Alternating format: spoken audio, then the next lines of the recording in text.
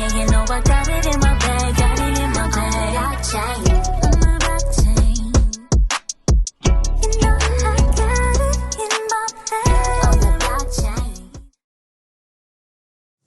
Yo, what's going on, guys? On the Blockchain Podcast, we're right here, London edition, that is, okay? It's a London thing. Hello, Queen's Elizabeth Center, that is, okay? Hello, man, I got my guy over here. Y'all know what it is, man. Y'all see what's going on, man. Spottie, what up, brother? I'm great, man. Great to be here in London. Man, I appreciate you, bro, because listen, man, you're doing it big, you're doing it global, so I'm glad I caught you out here in London town, UK. Hello. Yeah, brother, salute first and foremost.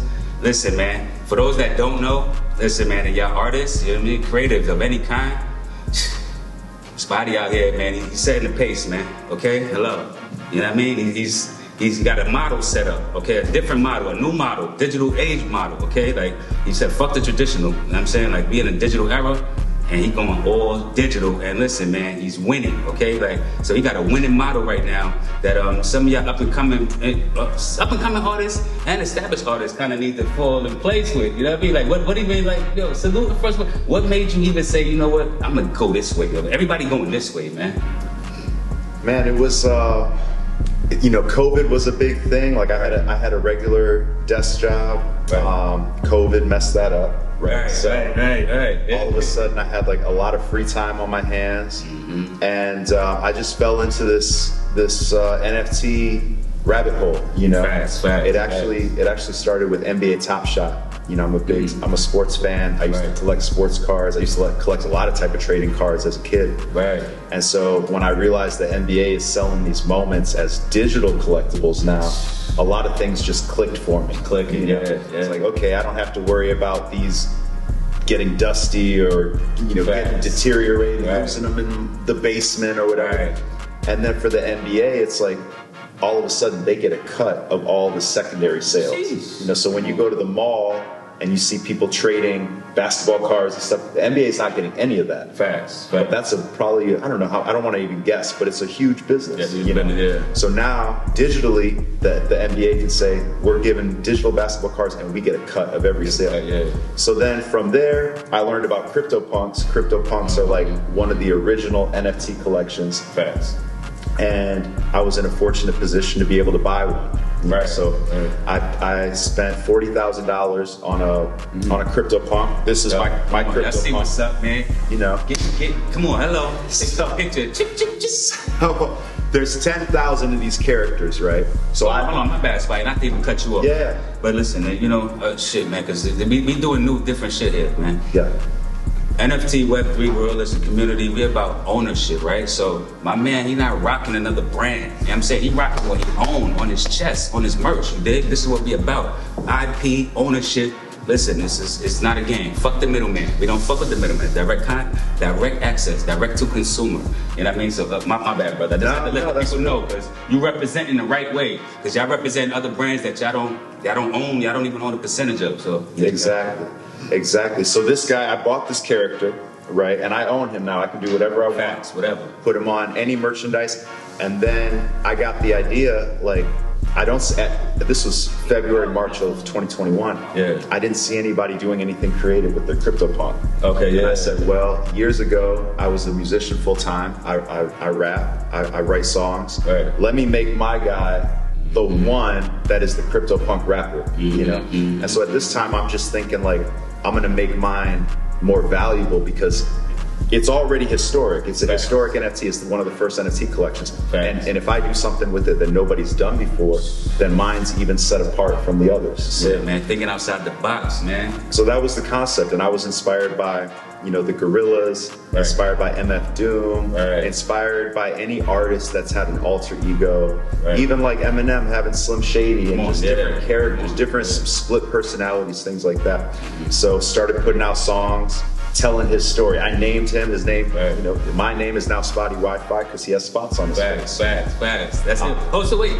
So that's how everybody know. Y'all might not even know how he got his name, man. Look, yo, Spottie, tell him how you got your name again, bro. So, okay, when you look for a CryptoPunk, the ones that have the spots, they're actually pretty rare. There's only 124 that have spots. But people sleep on the spots, because people don't want I don't know, freckles or acne, whatever they think it is, they don't want that as their online avatar. But I was just seeing it as like, oh, this is on sale. Right. Because this is rare. It's only 124. So I'm gonna buy, and then I'm gonna take that weakness, because and this is the thing. My guy buying low, selling high. Come on, guys. That's it. And everybody has spots. Everybody has something about themselves that the world would look at and say, that's funny, or that's unusual. That's not something that I mess with, right? Yeah. But that's what makes us all individuals, right, and that's what the name Spottie Wi-Fi is about: taking what somebody on the outside would point at and say that's a weakness, and flipping it into a strength. Embracing it, man. That's good, and that's what we do here too. We embrace everybody, and we embrace everything. Because listen, sky's the limit, and nothing is impossible. You know what I mean? So it's like, listen, why not make what's considered in the traditional world uncool? We making that shit cool right now, you dig? Including all those boundaries that we breaking down continually, you dig? So now that's beautiful, bro. I just wanted to, man, that 250K album NFT sale. Hello, let's talk about that. Sheesh. My guy did 250. Hello, $250,000. That's right. On NFT sale. Hello, like let them know what's going on, bro. Like I said, my guy got a winning model, man. Y'all better listen up. So I put out the first song in April 2021. By August, I put out, a grip of songs, and we had an album. Yeah. So we said we're gonna sell the album as an NFT. Okay. Right? And we're gonna make it so that it's sort of a gamified thing. So when you minted the NFT, you're getting a song from the album, or you're getting a remix, and the remixes are really rare. Sheesh. So kind of like you put a quarter in the gumball machine, you don't know which flavor you're gonna get, but you're gonna get something, right? You'll get something, yeah. No matter what, you get a vinyl record. So you get a physical collectible with your... bro, come on, listen, man. We are about hip-hop. The culture of hip-hop, we bringing it back, okay? That's inclusive of graffiti, vinyl, beatboxing, dancing, like every aspect of this culture, man, we represent. So I love that you brought that back, the vinyl, you know what I mean? Listen, man, we here to make sure that those forms of art is not forgotten, you know what I mean? But we just remixing it the digital way, right? Exactly. That's all, man. So the token gets you, you can go on my store on Shopify, and if you have a token that hasn't been used yet, then you can use it to claim a free vinyl record. Okay. Dope. Whichever song you get, if you get a remix, if you get a rare one, or if you get one from the album, you can then put that song in your content, in your videos, your film, your podcast, your advertisement. That's dope. If you don't create content, you can even sub-license it. Okay, so check this out. Hypothetically, right? You could own my NFT for, let's say, a rare remix, right? And a big brand comes along and they say, hey, we saw you own this rare Spottie Wi-Fi track. We want to put it in our next commercial. True. They can pay you, and you have the right to license it to them. Okay? Sub-license. Come on, man. And I still own my masters, and I still own all my publishing. So you could get paid by a brand. They put my song in a commercial. When the commercial airs on broadcast or on YouTube or Spotify, I collect a performance royalty. You don't pay that royalty. The broadcaster pays that royalty. So that was innovative. All these things that never been done before. Man. And now we have a community. I sold 2,000 NFTs to 700 collectors, 700 supporters in August of last year. So it generated $250,000 of revenue in a day. How many editions did you have? There were 31 different tracks that you could get. 2,000 total NFTs. Okay, hold on. Come on. I just spoke about this on my panel. Man, I gotta keep going back to traditional and digital, guys. Listen, man. Back in the days, man, you had to fucking sell like 500,000 records, guys. You had to sell 1 million records, and you still didn't even fucking eat like that. Hello, you still wasn't making 250 off selling that 1 million records. You know what I'm saying? So, listen, right here, man, we just be busting out all the traditional ways, man, all the old negative ways that it shouldn't have been. And now you have creators like we have this opportunity, you know what I mean, of leverage, you know what I mean, that we gotta take advantage of, man, because my guy Spottie only had to sell 2,000 copies, you know what I'm saying, to get him to $250,000. Like, it's incredible. Exactly, and the key is, You know, it's very hard to sell an MP3. Most people can go on YouTube and listen to your music for free. Or they can go on Spotify and they can listen unlimited for not whatever, $10 a month. I put all my music on YouTube. I put all my music on Spotify. But what I'm selling you in the NFT, I'm not selling you the ability to listen to my music. I'm selling you the ability to monetize my music. I'm selling you a vinyl record. And I'm selling you membership into my community. It's an experience. So like last night, we had a party last night where, you know, we had free drinks, I performed, it was a vibe, and if you had my NFT, that was your ticket into the door, you know? So it's something where I can continue to reward the people that supported me. I don't have to have it all figured out and every single thing that I'm gonna give them figured out from day one. I can add to it. Exactly, yeah, and that's the beauty of this, you know what I mean? You can scale it, you know what I mean? So it's like scalable, guys, you know what I mean? So, and that 10% royalty. You know, I said I made $250,000 in a day. I made $200,000 in a minute. Because it's sold out in under 60 seconds. The other money that I'm talking about to get to $250,000, that was just off the secondary sales, because we did 100 Ethereum in secondary sales in 7 hours. 7 hours, okay. So that's how I get to that, about $250,000 in a day, and I still get royalties from people reselling. Oh shit, come on, that's just still, come on, man. You popping, man. What the fuck you talking about, man? My guy Spottie out here, man. He popping. Listen, man. Those of y'all don't know, it's the biggest NFT Web3 artist right in the world, man. You know what I'm saying? Listen, we're not talking about Europe, we're not talking about America, we're talking about the world. We global, it's a global thing, man. You know what I'm saying? I love so, and that leads me into, man, inspiring just, you know what I mean, our greats, you know what I mean, in hip hop. That leads them to inspiring Snoop Dogg, Timbaland, like, come on, bro, like, cause they seeing the model, they like, oh, Spottie, you know what the fuck he talking about, what he doing? Like, come on, bro, they want to know what you doing now, like, huh? Right. Yeah, I mean, it's been crazy because, like, that was in August that I sold that album. And I said at that time, wait till somebody with a big platform gets a hold of this, right? Exactly. And I thought it would be years later. And somehow, by January, I find myself sitting in Snoop Dogg's studio, the week of the Super Bowl, and talking to his team and his son, Champ, about the possibilities, you know, and what I did.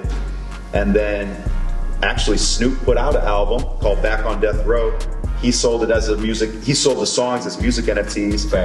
And he generated $44 million of revenue in a week. Yeah, shout out to Snoop, man. He's doing amazing things over there, Aftermath too, man. Through NFTs and blockchain. I love it. It's amazing to see somebody of his stature, and he's the perfect storm, right? Because you can't find somebody that doesn't know who Snoop Dogg is. And he's been in the game long enough to where when he records new music, well, he owns Death Row Records now. He owns the brand Death Row. When he records, he owns his masters, he owns his publishing. So he's in the perfect situation, you know, to capitalize on it. Whereas I'm on the other end of the spectrum, where I own my publishing and my music, not because I've been in the game so long, just because I'm unsigned. You know, exactly. So I think in the next couple years, there's a lot of room. There's a lot of space between making $250,000 and making $44 million. You know, and we're gonna hear more stories of like, so-and-so has 50,000 subscribers on YouTube, and they got, you know, they generated 8 million, 10, you know, there's going to be there's a lot of room for indie artists to, sky's the limit. I like what Tory did, like what a bunch of artists did, man. Like, sky's the limit, you know. And that's the fun thing too, is that everybody can go in their own lane and do. It's not like everybody got to clog up one lane, guys. Like everybody just, you know, find your niche and what you good at. You know what I mean? What direction you trying to go in, and this sky's the limit, like you say. You know what I mean? Like, and for a lot of these guys too, you know, they see like, okay, we're building characters now. We're building metaverse artists. You know? So think about it. If you're Snoop or you're Timbaland, you're thinking, I don't want to tour for the next 50 years, to earn a living. All of a sudden, you have a new avenue to like engage with your fans, a new way to deliver digital experiences from the comfort of your home studio, or you know, or wherever, or on the beach, wherever you are. Anywhere. You're extending your career and introducing your music and new music to a whole new generation. Of course, man, that's beautiful. That's great you said that. I said it on my panel this morning. It's like, there's people right now it's artists right now that's performing in the metaverse don't even got to get up out their bed. Don't even gotta brush their teeth, bro. You understand what I'm saying? And they doing 50 shows by the time everybody else wake up already. Like, you know what I'm saying? So it's like, listen, like there's no tour bus leader, no tour manager. Right. Like, listen, man, the sky's the limit, guys. I'm gonna keep telling y'all this because the metaverse is busting it open. Like, everything is possible now, you know? And there's no way no artist can go to every small town and village in the whole world where they have fans, you know? You're looking at your Spotify data, figuring out, let me route my tour based on where I have listeners, but somebody's gonna slip through the cracks. But all of a sudden, you know, in the future, or now, as long as they have a phone or computer and some internet access, they can tap in and see Snoop perform, you know, in the metaverse. Yeah. And like you said, man, mobile. You don't even need the Oculus. So just mobile devices and you're good. You're in the metaverse, guys. Well, y'all, all y'all keep asking those questions, man. Before we get out of here, what new music you got going on? Man, I got a lot of new music. I'm working on the new album. Lit. Can you get a name yet, or is it Snoop's? You know, still like sneak peek, still like on a blockchain exclusive. What we doing? Like, you know what I mean? Like, I've been calling it the King of Punks. We might call it the King's Alpha, something like that. Maybe the King's Alpha. I like that. The first single has been out. We have Bun B on the first single. That song's called All Time High. Yes. Bun B, Pimp C. Rest in peace, Pimp C. Absolutely. We may, you know, Snoop Dogg may make an appearance on the album. Oh man, come on, man! Shout out to the big cuz Snoop Dogg. Listen, man, you're doing tremendous, humongous things over there at Death Row, man. Listen, man, you done changed the whole game, the whole trajectory, and the whole landscape over there in LA. You know what I'm saying? And you giving the people, you giving those artists out there, man, a real chance, a chance that they wasn't getting before back in the '90s, early 2000s. That's a fact. Absolutely, so it's for sure inspiration. But it's a collab album, so we got a lot of dope features. Like a lot of dope features. We got Jim Jones from the Dipset on there. Jim, what up, man? What up, Jim? What up, Ken? We have some amazing producers, so I'm just honored, you know, and working on that. And I'm doing NFTs for 5 of the singles. At least 5 of the singles I'm doing NFTs. A couple of them are already out. You can check them out at SpottieWiFi.io. And like I said, everything's on YouTube. It's on Spotify, so follow me there, and you'll catch everything. Yeah, so that's the best platform they can get you at, like Instagram, anything? Instagram, Twitter is where I'm most active. Instagram and Twitter, just at Spottie Wi-Fi. Sick. I'm pretty much on all channels, but that's where I'm most active. Facts. Come on, man. Y'all heard it first from the guy, man. The King of Punks or the King of Alpha, man, whichever one on the blockchain exclusive. But y'all gonna get it first. Stay tapped in. Okay, we here in London. Hello, Queens Elizabeth Center. You know what I mean? NFT London on the Blockchain Podcast. Make sure y'all tap that subscribe button. Boom.